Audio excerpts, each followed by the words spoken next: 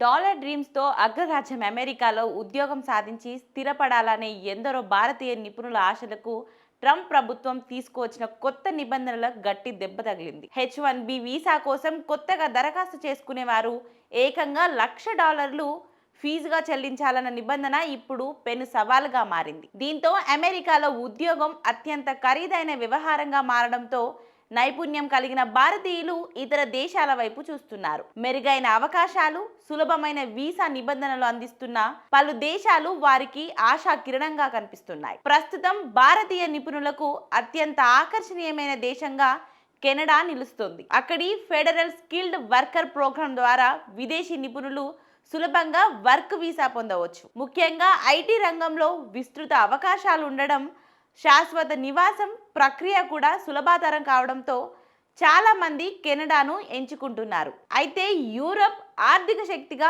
పేరొందిన జర్మనీ కూడా నిపుణులకు మంచి గమ్యస్థానంగా ఉంది. ముఖ్యంగా తయారీ, ఇంజనీరింగ్ రంగాలలో అక్కడ ఉద్యోగాలు పుష్కలంగా ఉన్నాయి. జాబ్ సీకర్ వీసాతో 6 నెలల పాటు అక్కడే ఉండి ఉద్యోగం వెతుక్కునే సౌలభ్యం ఉంది. ఉద్యోగం లభించగానే దాన్ని వర్క్ పర్మిట్గా మార్చుకోవచ్చు. European Union blue card program కూడా జర్మనీలో పనిచేయడానికి మార్గం సుగమం చేస్తుంది.